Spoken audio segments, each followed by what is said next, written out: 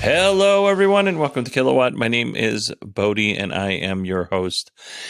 And I am very behind schedule with these shows. I'm not going to go through all of the very boring details, but I have overcommitted myself to a lot of different things and said yes to a lot of different projects, some of which out of spite for work projects, which were really dumb on my part. But anyway, I've overcommitted myself and I'm trying to get back on track. And in fact, we will get back on track because I have a plan. And that plan is I'm going to release several small shows, Monday, Tuesday, Wednesday, Thursday, Friday this week. And these are just going to be short shows. They're going to be easy for me to write, record, and edit them. And that way, that will bring us up to being current, because of a little bit of OCD. And if I put something in my Instapaper queue to read later or to discuss on the show, and I don't discuss it, I have a very hard time.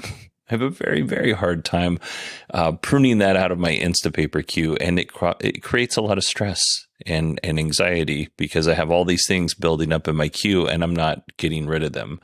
Every now and again, I will have the strength to get rid of a whole bunch of stuff, but it is really hard for me.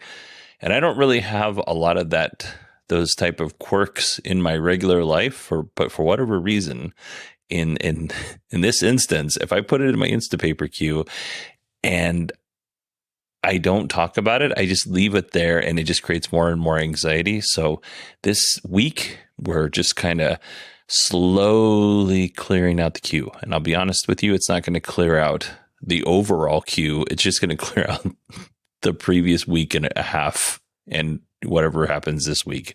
Just going to clear that queue out. I'll have to deal with that other stuff later. But that's what we're going to do this week. So we're working through the queue. That is the plan. And that brings us to an odd thank you transition. I should have started with this. I'm sorry, Sean. Sean was nice enough to join us on Acast Plus and become a supporter through Acast Plus. Over the last week, I've had several very nice little emails back and forth between me and Sean, and he's a very nice person. So, Sean, thank you very much for supporting the show. I really appreciate it. All right, let's go ahead and jump into our EV news. GM has shipped their first Blazer EV. We don't know exactly where it went, but we do know that it's floating somewhere around the United States. We'll see where it lands. But that's pretty exciting news for GM and all the folks that want to buy one of these Blazers, which looks like a great vehicle. We also learned that the GM plant in Mexico is knocking out 65 Blazer EVs an hour. That is a very impressive number. Like, I don't know anything about manufacturing, but to the layperson, which is me, that just seems like a really impressive number. We've talked recently about the Kia EV9, which is Kia's new 3-row SUV electric vehicle.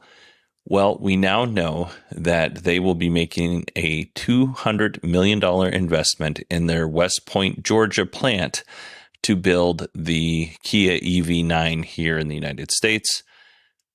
Production will start in the second quarter of 2024. As far as specs, Kia says that this vehicle will be capable of level 3 autonomy. We'll see about that. Perhaps the coolest feature, though, is that it will have second row seats that will swivel and face the third row, which I think is a pretty cool feature. The standard range battery pack will be 76.1 kilowatt hour battery. Kia hasn't announced a range on that battery pack. The long range battery pack will be 99.8 kilowatt hours. And the EV9 equipped with a single motor will get 336 miles range. Now, there's also an all-wheel drive version, which also has a 99.8 kilowatt hour battery dual motor, but we don't know what the range on that configuration will be. But we do know that the all-wheel drive version will be able to tow 5,000 pounds. NIO has opened up an innovation center in Berlin, Germany.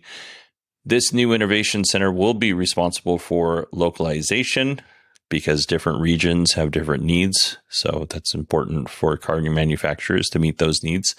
Testing and validation in Europe. So that's pretty cool.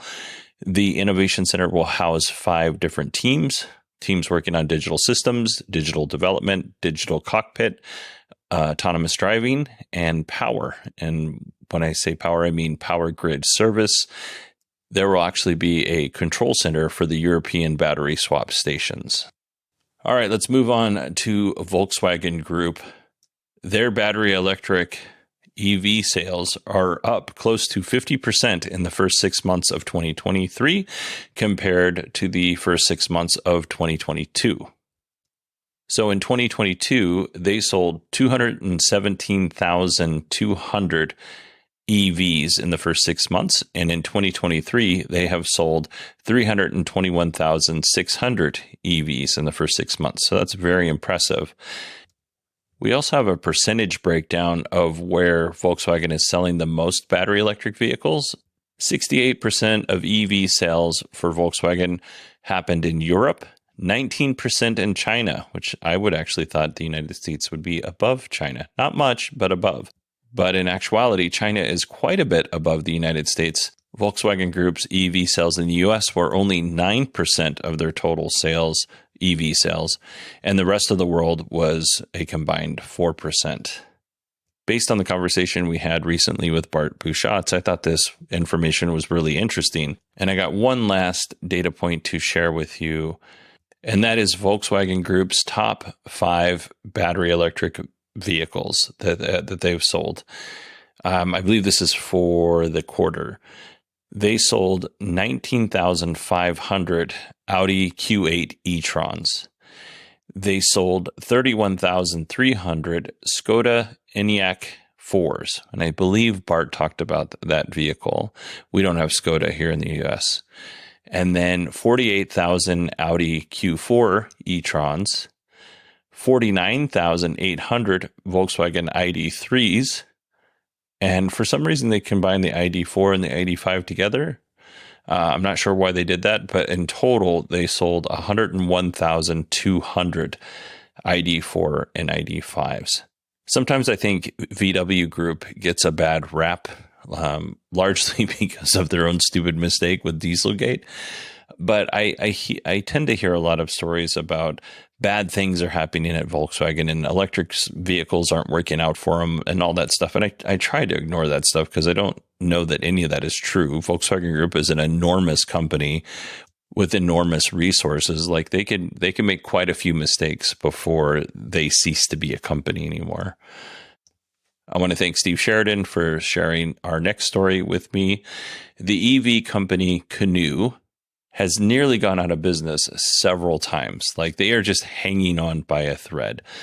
If you don't know Canoo, look them up. It's CANOO. They look like they're a futuristic moon vehicle, which is pretty convenient since they announced a partnership with NASA to transport astronauts and crew to the Kennedy Space Center for the Artemis II mission.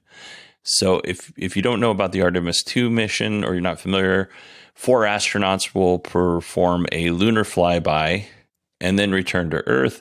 Not only is this a really cool vacation, but it's also going to be used to test NASA's deep space exploration capabilities. And the flight time for these astronauts will be 10 days, which is really impressive. But I do want to reiterate, because I don't want to cause any confusion, the Canoo vehicles will not be going into space. They're just going to be like a really fancy and well-designed Uber to take the astronauts who are in full, gear from one place to another. All right. That concludes our EV news. I do want to just say real quick, if you want to support this show, you can do so for $1. All the ads are taken away.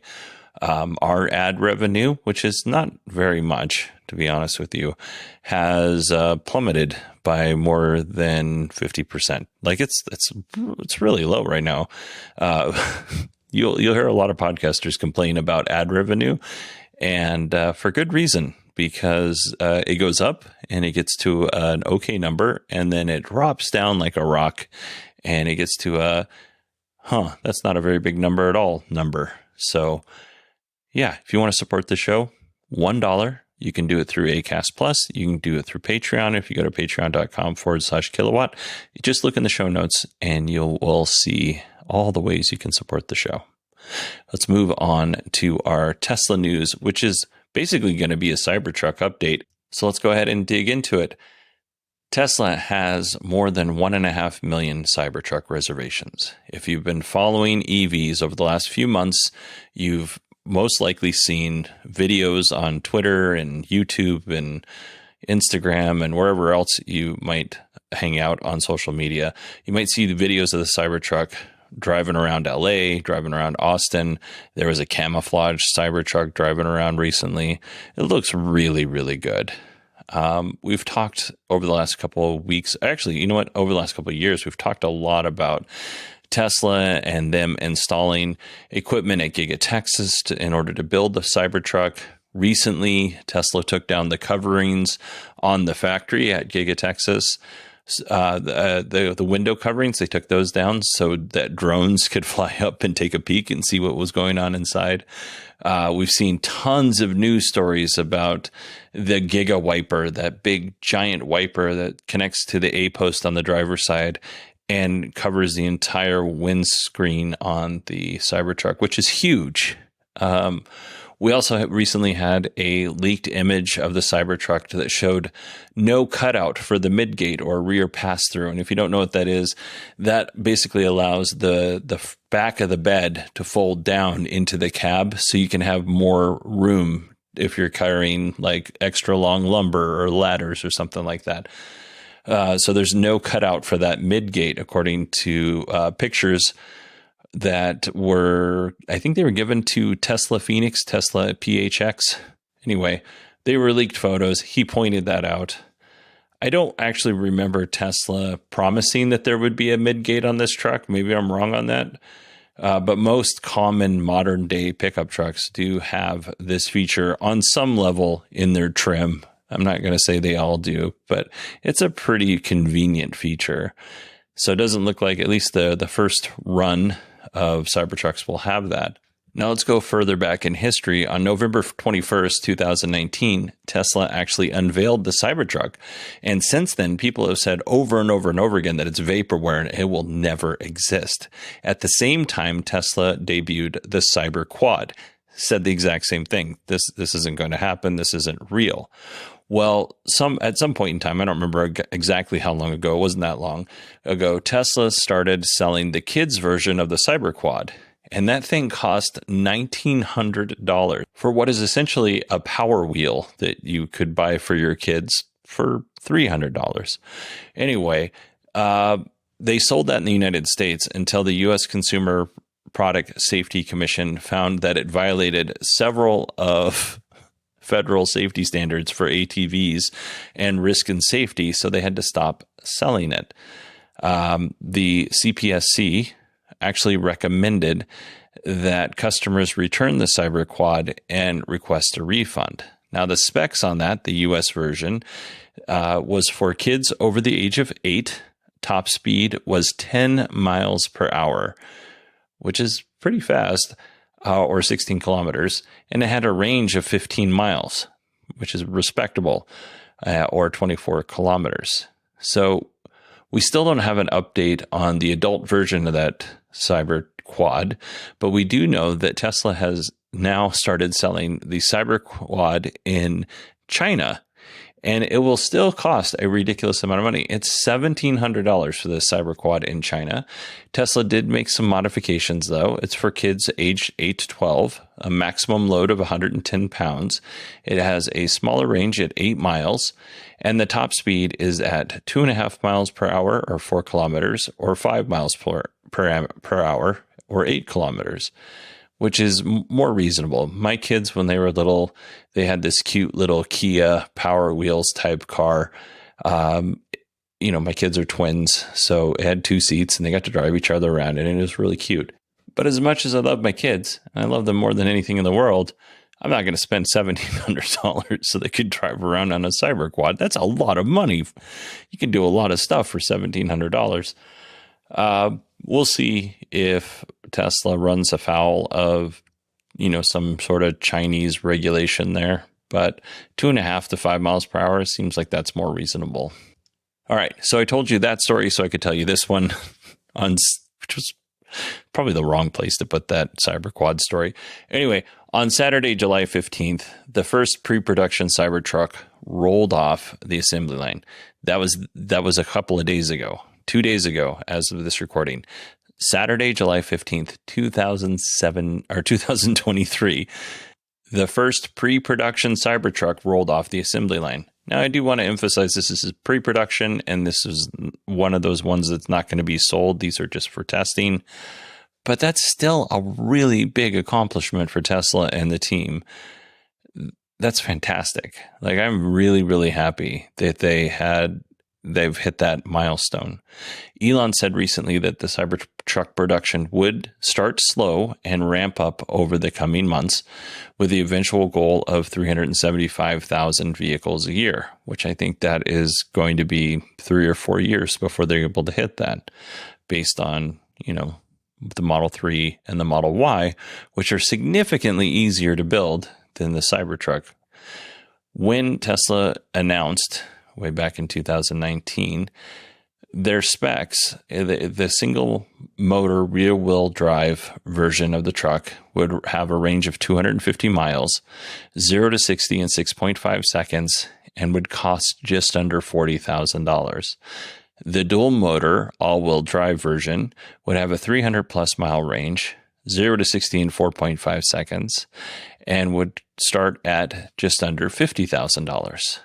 The tri-motor all-wheel drive would have a range of 500 plus miles, 0 to 60 in 2.9 seconds, which is terrifying because that truck is probably very heavy. The starting price would be $70,000. Now, Tesla has been pretty tight-lipped on the updated prices and specs of this truck because they did